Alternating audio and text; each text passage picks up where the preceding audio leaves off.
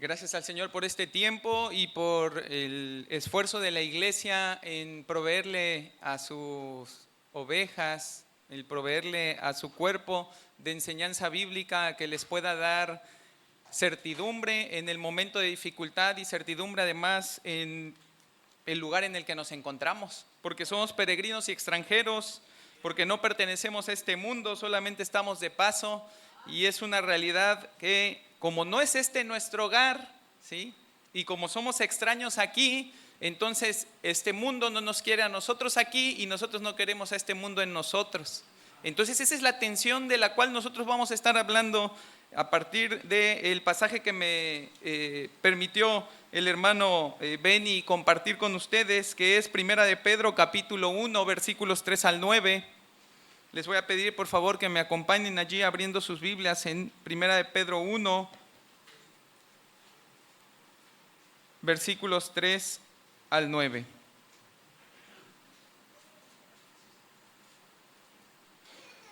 Dice la palabra del Señor así: Bendito el Dios y Padre de nuestro Señor Jesucristo, que según su grande misericordia nos hizo renacer para una esperanza viva por la resurrección de Jesucristo de los muertos, para una herencia incorruptible, incontaminada e inmarcesible, reservada en los cielos para vosotros, que sois guardados por el poder de Dios mediante la fe, para alcanzar la salvación que está preparada para ser manifestada en el tiempo postrero, en lo cual vosotros os alegráis, aunque ahora por un poco de tiempo, si es necesario, tengáis que ser afligidos en diversas pruebas, para que sometida a prueba vuestra fe, mucho más preciosa que el oro, el cual, aunque perecedero, se prueba con fuego, sea hallada en alabanza, gloria y honra cuando sea manifestado Jesucristo, a quien amáis sin haberle visto, en quien creyendo, aunque ahora no lo veáis, os alegráis con gozo inefable y glorioso, obteniendo el fin de vuestra fe, que es la salvación de vuestras almas. Gracias, Padre bendito, por este tiempo y gracias por la palabra, Señor, porque nos has dado a través de ella todo el consejo necesario para nuestra vida. Toda palabra, Señor, que es necesaria que conozcamos, que sepamos, toda revelación que tú quieres darnos para enfrentar no solamente este tiempo en la tierra, Señor, sino además el llamado, la misión, el cómo vivir en este mundo. Tú nos lo has dado claramente a través de la Escritura y por eso, Señor, te rogamos que hoy dispongas nuestro corazón para ser enseñado por ti, que dispongas nuestros oídos, Padre, que no sean las circunstancias, que no sea nuestro pecado el que nos ciegue, el que nos haga sordos a las palabras de verdad y vida que tú nos quieres comunicar hoy. Y que sea tu Espíritu Santo, Señor, obrando en nosotros para salvación a aquellos que no han puesto su fe en Cristo y para santificación, Señor, en aquellos que ya han puesto su fe en Él. Gracias, Padre, por este tiempo y por el privilegio que nos das de conocerte. Hazlo útil, Señor, y provechoso para nuestras almas. Te lo suplico en el nombre de Cristo Jesús. Amén. Pues hermanos, mientras estábamos allí cantando, meditaba precisamente en cómo nosotros tenemos una misión, que fue lo que habló nuestro hermano Benja, nuestro pastor Benja, cómo tenemos una misión a la cual nosotros estamos llamados, y es una realidad que la seriedad con la que tomemos esa misión va a significar el grado de dificultades que experimentemos en este mundo. Y yo quiero decírtelo con esa claridad porque seguramente te has dado cuenta de que todo mundo sufre. O sea, no hace falta mucho, solo necesitas abrir allí tus redes sociales, solo necesitas buscar algún periódico y lo que te vas a dar cuenta es que todo mundo está sufriendo. No importa la edad, ¿sí? No importa el sexo, no importa dónde se encuentre, no importa qué estudios tenga, todo el mundo se encuentra sufriendo. Y por lo tanto, y es la realidad en la que todos vivimos, ¿sí? Cuando nosotros hablamos del sufrimiento, tenemos que identificar un sufrimiento que viene como consecuencia del pecado, ¿sí? Y un sufrimiento que viene como parte de Dios, como el plan de Dios para sacar de nosotros el pecado. Así que tú tienes que identificar esos dos y tienes que distinguirlos claramente, porque lo que nosotros vamos a ver hoy, ¿sí? Son esos sufrimientos que enfrenta el mundo el creyente en el mundo, que enfrentan los hijos de Dios a causa del pecado que mora en el mundo, pero que por causa de Cristo ya ha sido limpiado en él y entonces se encuentra en un mundo que está buscando que ese hombre redimido, que esa mujer redimida del Señor vuelva a caer allí. ¿Sí? Eso es lo que el mundo quiere hacer en nosotros. Quiere desanimarnos, quiere desalentarnos, ¿sí? Quiere distraernos de tal manera que no logremos la responsabilidad, la comisión que el Señor nos encargó de predicar el Evangelio a toda criatura. Así que este es el contexto además en el que nosotros estamos viendo lo que sucede aquí. Si tú vas a los versículos 1 al 3, dice: Pedro, apóstol de Jesucristo, a los expatriados de la dispersión en el Ponto, Galacia, Capadocia, Asia y Bitinia. Nosotros podemos rastrear a varios de estas personas que estaban allí a Jerusalén en el día del Pentecostés, ahí en Hechos capítulo 2, versículo 9, y vamos a ver que había gente, ¿sí?, que en ese momento estaba escuchando el Evangelio de voz de los apóstoles, que participaron de esa gran conversión que hubo en ese momento, y que después de ello regresaron a sus casas, a estos lugares de Asia Menor, que está localizada en lo que hoy conocemos como Turquía, y que regresaron a promover el Evangelio que escucharon en Jerusalén. Y yo por eso comencé diciéndote, la cantidad de dificultades que tú enfrentes en esta vida siempre va a estar relacionada a qué tan fiel seas al Evangelio que conociste. Si tú te ocupas de predicarlo y si tú te ocupas de hablarlo donde quiera que el Señor te disponga, espera obstáculos, espera enemigos, espera detractores, porque estás haciendo la obra que Satanás no quiere que sea hecha entre nosotros. Ese es el padecimiento que están teniendo los creyentes aquí, y es por eso que Pedro se dispone a escribirles a ellos, a este pueblo, ¿sí?, de origen judío, que por medio de esas sinagogas ubicadas en Asia Menor predicaban el Evangelio, le hacían extensivo a los locales de sus ciudades, y por lo tanto cada vez más gente conocía del Señor, más gente se unía a la iglesia, y por lo tanto más gente empezaba a experimentar el rechazo de ciudades donde al prosperar el Evangelio, la forma de vida que ellos llevaban ya no podía seguir siendo así.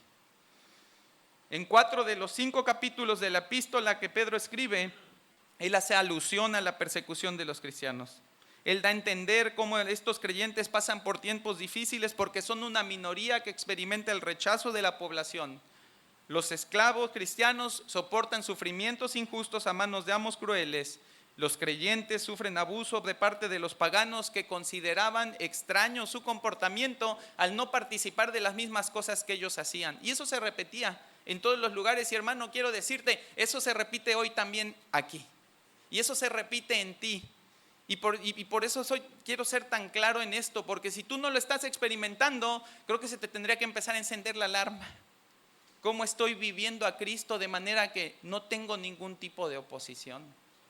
¿Cómo estoy viviendo el Evangelio de manera que me puedo mimetizar, ¿no? Me puedo mimetizar entre este mundo, nadie se da cuenta de que estoy, nadie se da cuenta si no estoy, soy uno más de ellos. ¿Por qué? Porque el Evangelio no mora en mí y el Evangelio no es proclamado por mí. Entonces, cuando nosotros vemos y vivimos a la luz de las Escrituras y del Evangelio como esas personas que han sido separadas, que han sido apartadas del mundo para dedicarse al servicio a Dios, para entregar sus vidas a la obediencia a Dios, para vivir en el temor y la obediencia a la palabra de Dios, nosotros vamos a experimentar sufrimientos. Y nosotros podemos empezar a buscar como esas áreas, ¿no?, esas circunferencias de sufrimiento. Podemos empezar a experimentar sufrimientos en nuestros hogares cuando nosotros conocemos el Evangelio y de repente la abuelita, los tíos, los primos ya no nos quieren hablar porque ahora ya no vamos con ellos ahí a las procesiones que ellos hacían. Porque ya no vamos con ellos los domingos ahí durante una hora y dicen, bueno, este ya no es de nosotros, ¿no? Y empieza esa separación, empieza esa diferencia, ese trato distinto. Si tú lo sigues ampliando, tú te puedes dar cuenta que va a suceder en la escuela, va a suceder en el trabajo, donde de repente todos se ponen de acuerdo para celebrar Halloween, ¿no?, para hacer una posada, para lo que sea, y tú no participas de ello, y no solamente no participas, sino que buscas activamente que ellos puedan creer en el Evangelio en el que tú crees, para que la condenación en la que ellos están, ¿sí?, no se quede allí, no queden ellos condenados a causa de su pecado. Entonces, cuando Pedro está hablándole a todas estas iglesias, a todos estos cristianos, él les quiere decir, ¿no?, cómo deben enfrentar en primer lugar el sufrimiento.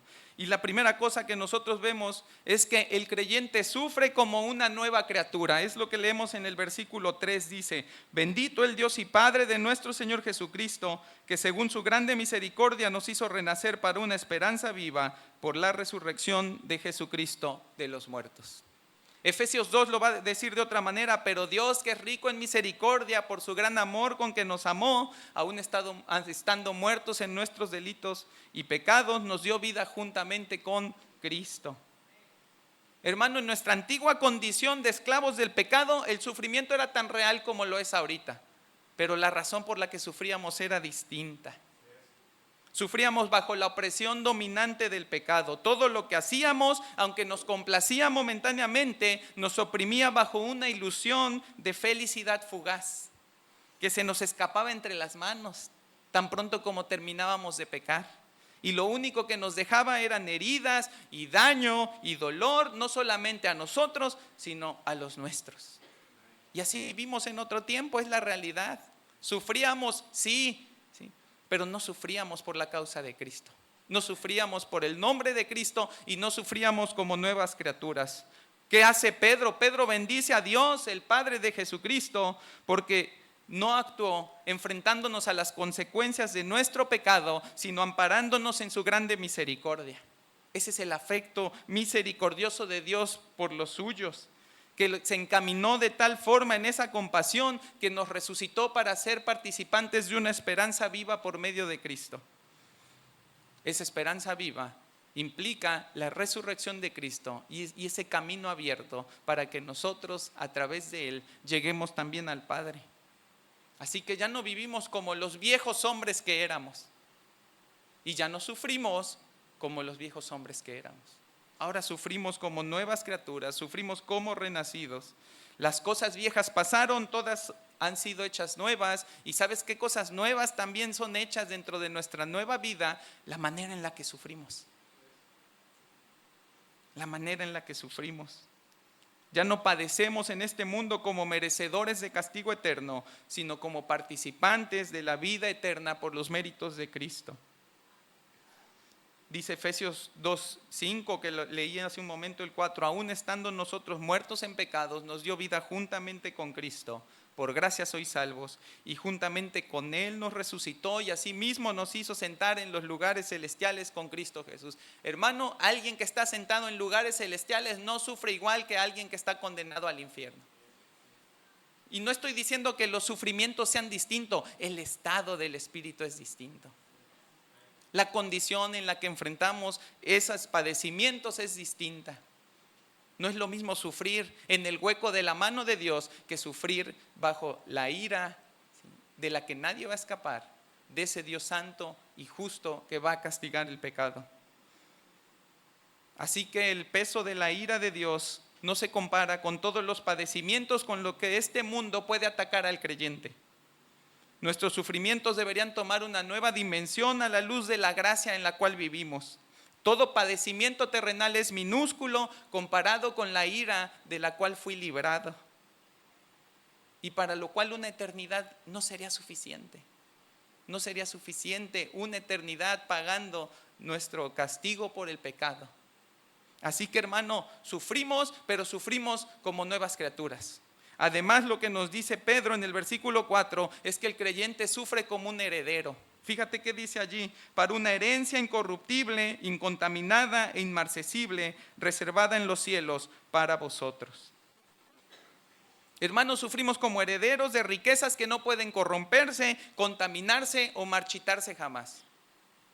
Y yo creo que tenemos todos muy vívida, ¿no?, esa imagen de cómo sufren los que más tienen, ¿no? Y hasta decimos, pues qué sufrimiento, ¿no? Sufrió porque se le perdió el avión en el que se iba a Dubái y tuvo que ir a comprar otro boleto ahí mismo para poder irse en el siguiente, ¿no?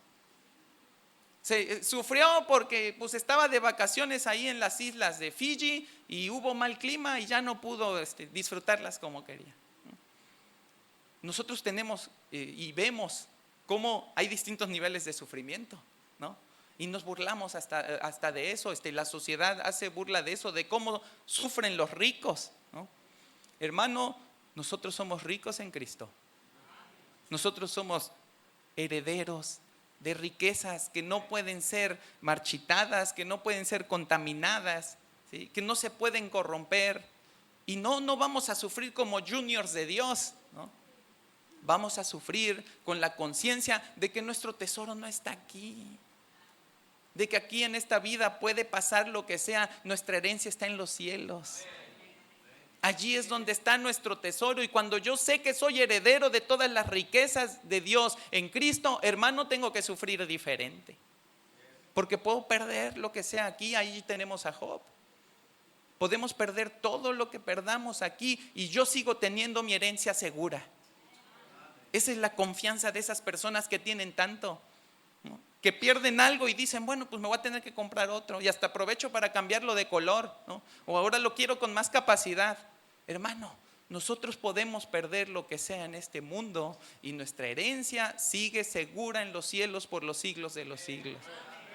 Así que sufrimos, ¿sí? Y sufrimos como nuevas criaturas, sufrimos y sufrimos como herederos, pero además sufrimos y sufrimos como protegidos de Dios. Fíjate que dice allí el versículo 5, dice que sois guardados por el poder de Dios mediante la fe para alcanzar la salvación que está preparada para ser manifestada en el día postrero.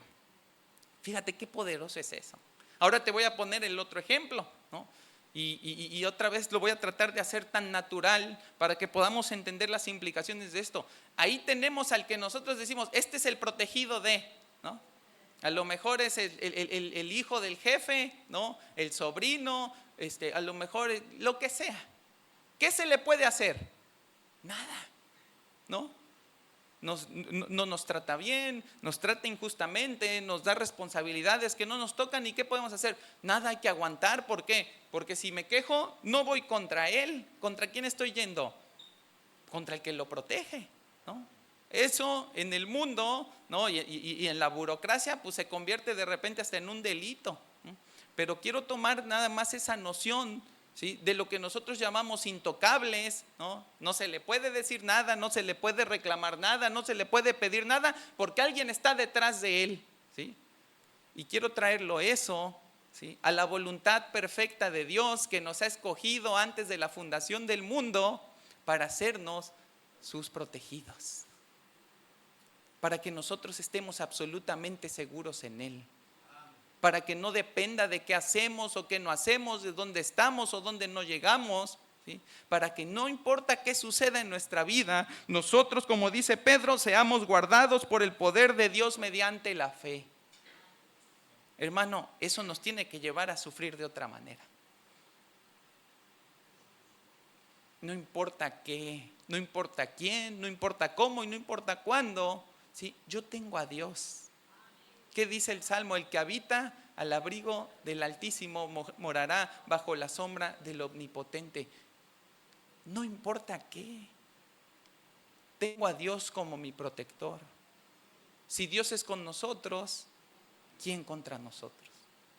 Entonces eso es lo que les está diciendo a Pedro, a esos hombres que están sufriendo por causa del Evangelio, a esos hombres que están experimentando en carne propia, ¿sí? El dolor, la aflicción, ¿sí? Por haber puesto su confianza en Jesucristo, por vivir una vida de santidad y por lo tanto ser absolutamente distintos a los que este mundo busca. Y lo que les está diciendo es, ustedes son nuevas criaturas, ustedes son herederos, ustedes son protegidos de Dios, ¿sí? Ustedes no van a sufrir como sufre el mundo, con desesperanza, sin certidumbre. Fíjate cómo dice allí que somos guardados por el poder de Dios mediante la fe. ¿Para qué? Para alcanzar la salvación que está preparada para ser manifestada en el tiempo postrero. No importa qué, Dios me está protegiendo para que alcance la salvación. ¿Qué pasa si alcanzo la salvación? Obtengo la herencia, obtengo la promesa que el Señor me dio en Cristo. De tal manera que en estas primeras tres puntos nosotros vemos el cómo sufre el creyente las aflicciones de este mundo. Pero a partir de eso, ¿sí? Vamos a ver 4 cosas que distinguen nuestro sufrimiento. En primer lugar, el creyente sufre con alegría por la gracia divina. Dice el versículo 6, en lo cual vosotros os alegráis, aunque ahora por un poco de tiempo, si es necesario, tengáis que ser afligidos en diversas pruebas. Todas las verdades de los versículos 3, 4 y 5 quedan comprendidas aquí, ¿sí? De tal manera que dice, en lo cual vosotros os alegráis. Es como un paquete. ¿Sí? Dios te ha hecho nueva criatura, Dios te ha dado una herencia, eres protegido de Dios y por eso tú te alegras. Allí está nuestra alegría y allí está nuestra confianza, en nuestro renacimiento, en nuestra herencia y en nuestra seguridad. Es decir, nuestra alegría, ¿en qué descansa? En la gracia. Porque nadie pudo haberle pedido a Dios eso y pagarle a Dios eso y decirle, oye Dios, ¿sabes qué? Te quiero de protector, ¿no? ¿Cómo nos arreglamos? Oye Dios, quiero parte de tu herencia, ¿cómo nos arreglamos? Oye Dios, quiero ser una nueva criatura, ¿cómo nos arreglamos? No había forma de arreglarnos. Fue Cristo enviado por Dios, por el puro afecto de su misericordia, por su benevolencia, el que se ofreció por nosotros para tomar nuestro lugar, para pagar nuestros pecados y reconciliarnos con Dios, de tal manera que en eso nos alegramos, en que tenemos todos estos beneficios en Cristo que nosotros nunca hubiéramos podido obtener por nuestra propia cuenta. Pedro dice, aunque temporalmente, ¿sí? Aunque por un tiempo, ¿sí? Tengamos, si es necesario, tengamos que ser afligidos en diversas pruebas. Hermano, la relación que establece Pedro aquí no es causal. No me alegro porque tengo pruebas, tampoco es instrumental, no está diciendo que las pruebas aumentan mi alegría, es de tipo providencial. Lo que Pedro señala aquí es que sí, dentro de los planes divinos y los propósitos eternos de Dios, Él considera que necesitamos ser afligidos temporalmente, entonces dicha aflicción va a ser compañera de nuestra alegría. Y eso es bien importante, que entendamos que nuestras aflicciones temporales y presentes en este mundo son compañeras de nuestra alegría. Porque si tú eres como yo, y me parece que sí, porque te veo 2 orejas, ¿no? Te veo 2 ojos, te veo una boca, ¿no? Si tú eres como yo, normalmente nuestra vida transcurre tratando de ser felices en medio de las circunstancias, tratando de resolver las cosas todo el tiempo para encontrar la felicidad y la satisfacción. Pero la verdad que nos muestra la Escritura es que las dificultades llegan a nuestra alegría, no traemos alegría a nuestras dificultades. Ese es el gran problema del cristiano. Por eso no experimentamos y no vivimos en el gozo que el Señor ha puesto en nosotros por causa de Cristo. Ese paquete de alegría que te acabo de decir, sí, que se basa en todas las verdades anteriores, nosotros lo tenemos así como si estuviera fuera de nosotros. Y hay que andarlo trayendo y hay que andarlo recordando para encontrar gozo en medio de las circunstancias, cuando en realidad esas verdades son inconmovibles. Siempre están allí, siempre son verdad. No importa qué vivamos, qué tipo de dificultad, qué tipo de prueba. No importa, que esas verdades siguen estando siempre allí. Por lo tanto, debemos aferrarnos más a esas verdades que a las soluciones que nosotros queremos darle a nuestros problemas. Porque, hermano, te la puedes vivir buscando soluciones. Puedes pasarte días, meses y años buscando soluciones. En el trabajo que no quieres estar, ¿no? Con la esposa a lo mejor que no quieres amar, con los hijos que quisieras que fueran como los del vecino, que nada más levanta las cejas y ya lo están obedeciendo, ¿no? Y no darte cuenta que esas no son las razones por las cuales tú tienes que perseverar con gozo en este mundo. Es la gracia, es el don maravilloso de Dios por medio de Jesucristo. Así que es hermosa esta tensión entre esas dos realidades opuestas. La promesa de Dios para el creyente es la ausencia de todo mal cuando Cristo se manifieste, que ya no haya más pecado, que no haya más dolor, ¿no? Ya no haya más ausencia. Y la otra realidad de que en este mundo hay todo tipo de presencia de mal hasta que Cristo se manifieste. Tenemos entonces, por un lado, un Dios que nos quiere librar de todo mal y un mundo que no nos puede ofrecer otra cosa más que mal. Esa es la tensión constante. La cuestión es sobre qué vas a poner tu mirada, dónde va a estar tu corazón, cuáles son las realidades sobre las cuales tú vas a vivir y sobre las cuales vas a confiar.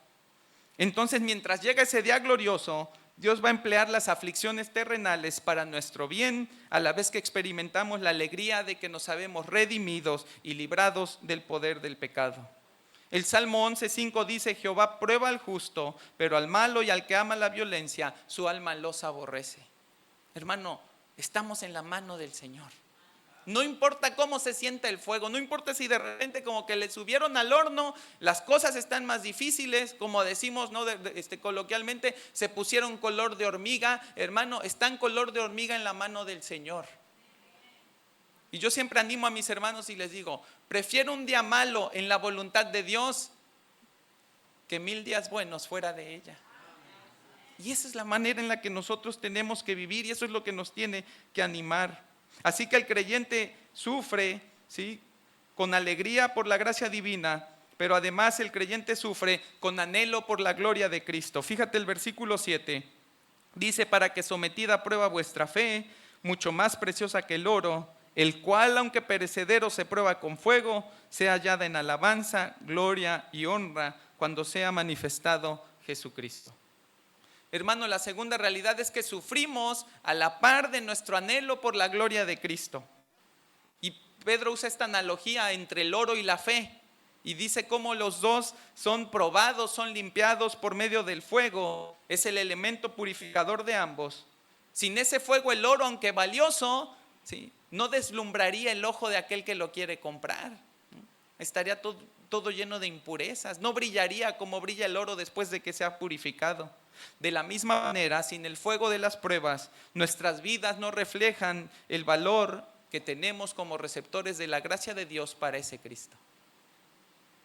El fuego nos hace hermosos, limpia todo aquello que hay en nosotros, todas esas debilidades que experimentamos, todos esos dolores, a veces físicos, a veces espirituales, a veces necesidades materiales, ¿sí?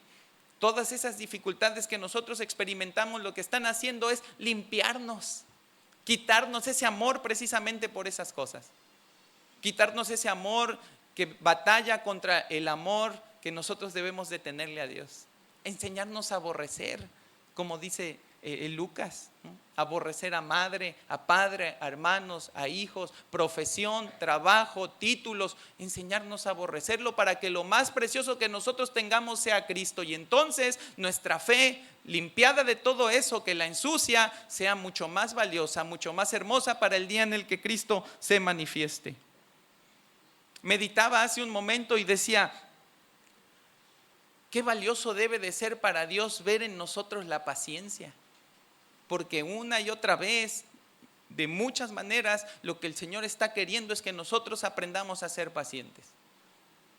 ¿Por qué le importa a Dios a tanto la paciencia? Meditaba yo, ¿no? Y no hay otra razón más que reconocer que Él ha usado de paciencia incontable, interminable hacia nosotros. Por su paciencia es que no hemos sido consumidos.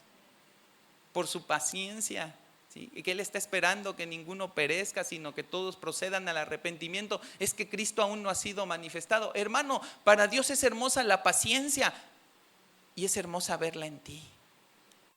Así que ¿qué va a hacer el Señor? Va a pasarte por tribulaciones, va a pasarte por el fuego y va a querer desarrollar eso que a Él ya le es hermoso, para no solamente verlo en Él, sino verlo en el hombre que Él creó a su imagen y semejanza.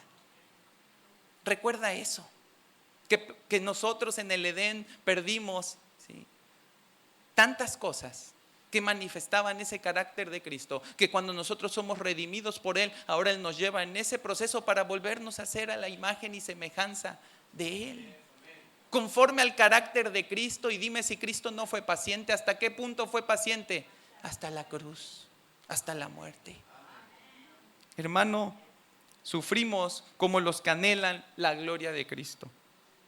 La cantidad de sacrificios y ofrendas que podemos entregar a Dios carecen de valor real si no son resultado del perfeccionamiento de nuestra fe. Tú puedes ser el hermano con más asistencias, con más conferencias, con más horas de reproducción de sermones en YouTube, con más número de posteos reformados ahí en tus redes sociales, con el mejor récord de puntualidad y el mayor número de ministerios eclesiásticos ejercidos por un hombre dentro de una sola iglesia.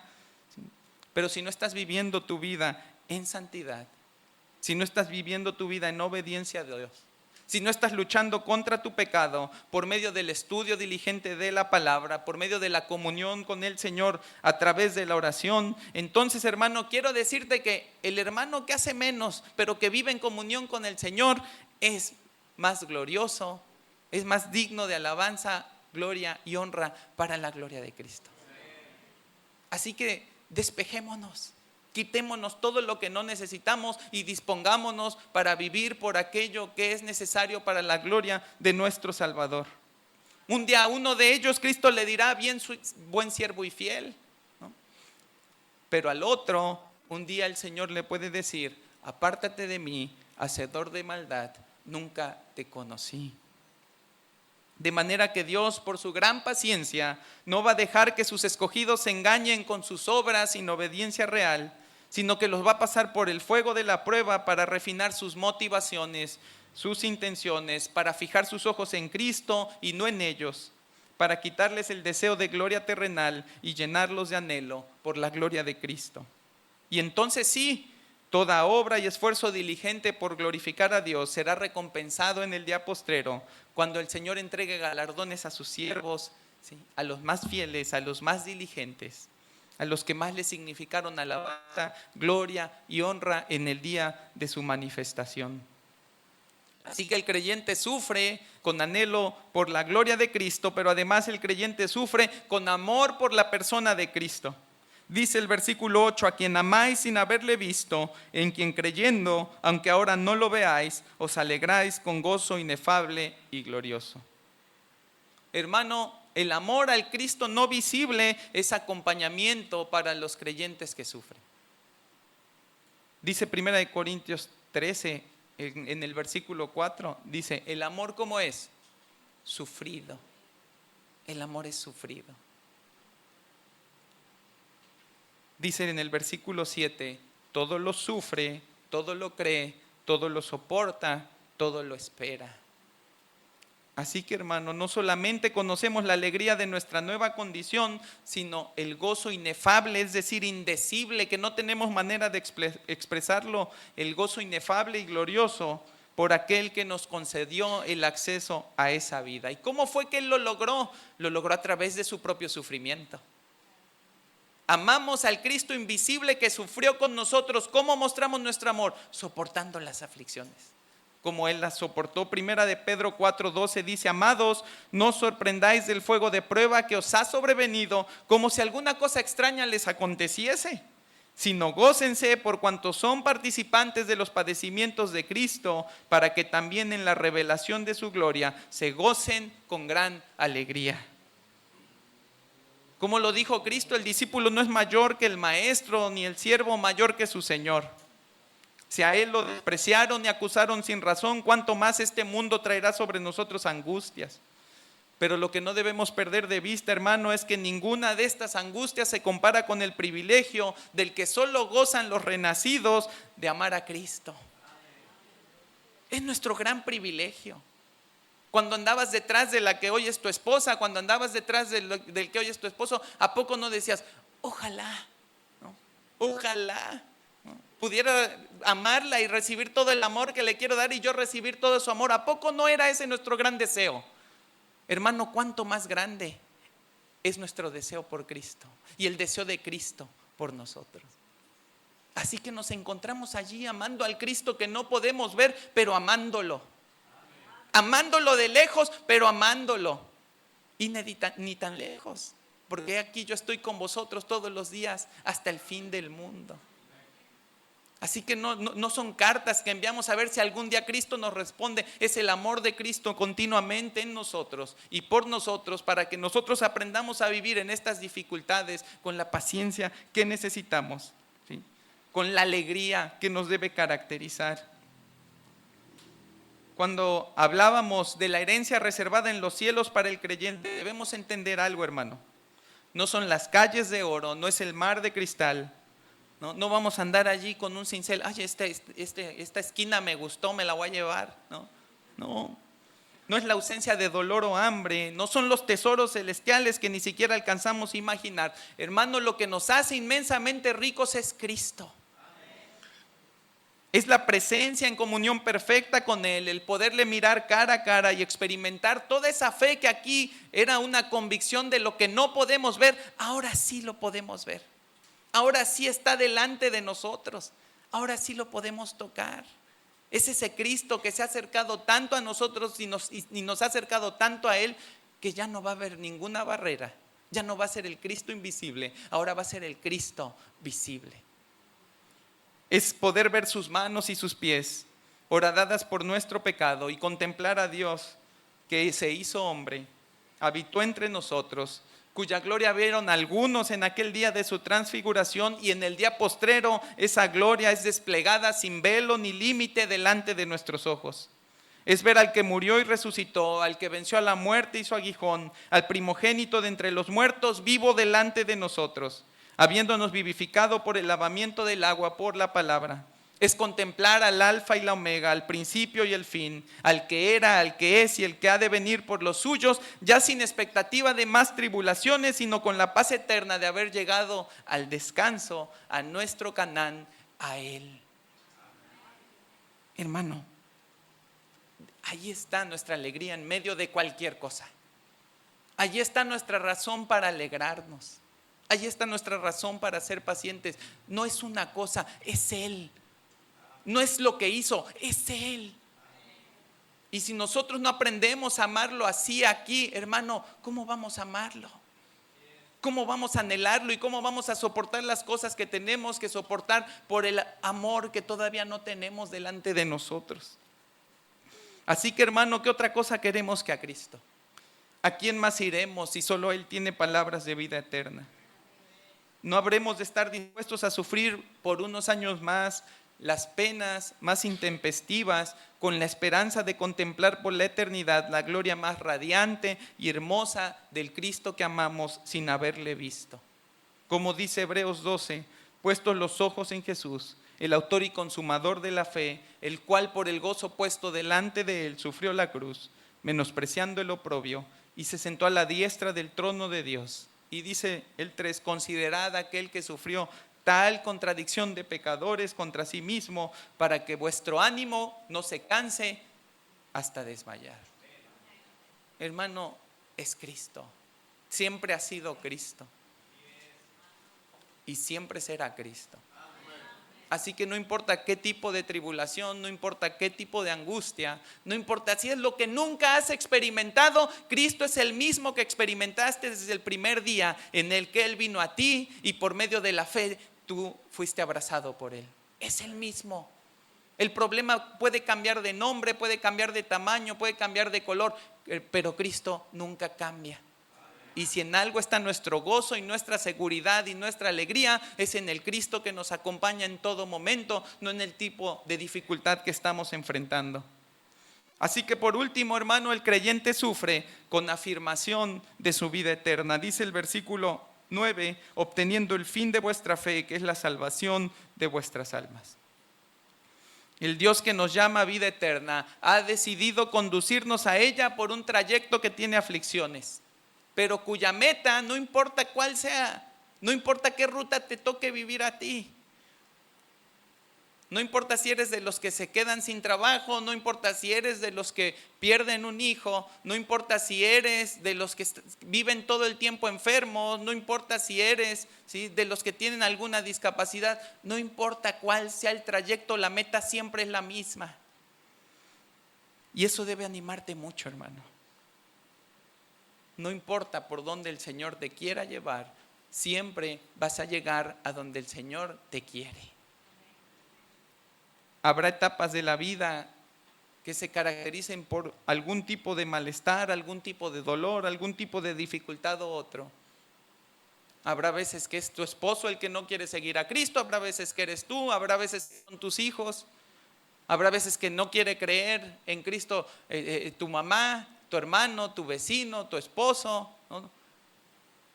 Habrá otras veces en la que tú misma estás dudando y diciendo cómo es, después de todo lo que he leído, después de todo lo que me han enseñado, que ahora no siento ese calor por ese Cristo. ¿Sí? Hermano, allí está siempre Él, como esa roca segura, como ese auxilio oportuno que tenemos para descansar y saber que no necesitamos otra cosa más que poner nuestra confianza en Él. Por fe. ¿Sí? Y creyó Abraham y le fue contado por justicia. Hermano, es por fe. Cuando no sepas qué hacer, solo recuerda, es por fe, no es por obras. No se trata de saber qué hacer, no se trata de saber cómo salgo de este problema, ni cómo resuelvo aquella situación, y cómo hago que aquel crea, y cómo hago que aquel obedezca. Es por fe. Dios es galardonador de los que le buscan, y es la fe la que te va a sostener, y es la fe la que te va a llevar a lo largo de todo esto, y esa fe al final, por la misericordia de Dios, que te va a conducir a la gloria que Él ha preparado para ti. Entonces, hermano, cuando sientas que tocas fondo, que tu orgullo no tiene espacio para florecer, que la gloria personal ya es una vanidad despreciable, desde allí vas a voltear tus ojos al cielo y anhelarás obtener el fin de tu fe, que es la salvación de tu alma. Allí, cuando todo salga mal, cuando ya no tengas más recursos para solucionar las cosas, vas a voltear tus ojos al cielo y vas a decirle: ven, sí, ven, Señor Jesús. Termina la obra que comenzaste en mí y glorifícame a tu lado como me lo prometiste. Entonces, y solo entonces, buscarás la comunión con Dios para no desfallecer en esta vida, y la guía de la palabra de Dios para no extraviar tus pasos. Apreciarás la santidad porque sabrás que ya hay suficientes sufrimientos aquí como para añadir el dolor de pecado a tu vida, volviendo atrás. Y habitará en tu corazón la esperanza que el salmista dijo en el Salmo 121. Alzaré los ojos a los montes, ¿de dónde vendrá mi socorro? Mi socorro viene de Jehová, que hizo los cielos y la tierra. No dará tu pie al resbaladero, ni se dormirá el que te guarda. He aquí, no se adormecerá, ni dormirá el que guarda a Israel. Jehová es tu guardador, Jehová es tu sombra a tu mano derecha. El sol no te fatigará de día, ni la luna de noche. Jehová te guardará de todo mal, Él guardará tu alma. Jehová guardará tu salida y tu entrada, desde ahora y para siempre. Hermano, desde ahora, en este plano terrenal de sufrimientos recurrentes que experimentamos al abrigo del Altísimo, y para siempre, cuando toda lágrima será enjugada y toda alegría será incontenible frente al Cordero inmolado. Mientras tanto, amada iglesia, padece, que tu amargura llegará a su fin. Alégrate en tu Dios, alégrate en tu Cristo, alégrate en tu salvación para enfrentar el día angustioso, con la esperanza de que pronto olvidarás todas las penas en los brazos de tu amado Salvador. Que el Señor bendiga su palabra, hermanos. Padre, gracias, Señor, porque tenemos razones infinitas para estar desconfiados en ti, para alegrarnos, Señor, en medio de toda circunstancia, para enfrentar los embates de este mundo, no con desesperanza, Señor, no con temor, no como si pudiéramos perder algo, porque todo lo que es importante para nuestra vida está seguro en ti, Señor, porque cada promesa que tú nos has dado está segura en ti, porque lo más valioso que cualquier creyente puede tener, Señor, que es Cristo, es seguro, Señor, en ti. Gracias, Padre Santo, porque no has dispuesto que sean nuestras circunstancias las que animen nuestro corazón y las que nos den razones para enfrentar esta vida con gozo, sino que lo has dispuesto en ti, en conocerte, en adorarte, en amarte. Despierta un amor fervoroso en nosotros, un amor sin el cual no podamos vivir, Señor, que nos consuma cada momento en el que no estamos cerca de ti en comunión, y que aprendiendo a estar cerca de ti, Señor, despierte también nuestra pasión, porque no sea un tesoro que nosotros guardemos egoístamente para nosotros, sino que cumplamos nuestra misión como extranjeros y peregrinos, de llevar tu evangelio a los hombres que cada día perecen en sus pecados, Señor. A ti sea la gloria y la honra hoy y siempre, y gracias por este pueblo y esta iglesia que tú has levantado aquí. La ponemos en tus manos, Señor, para que tú sigas haciendo tu obra en cada uno de ellos, a través, Padre, de sus pastores y a través, Señor, del ministerio de la palabra que nos confronta y nos confirma para una fe verdadera. Te adoramos y te bendecimos en el precioso nombre de Jesucristo. Amén.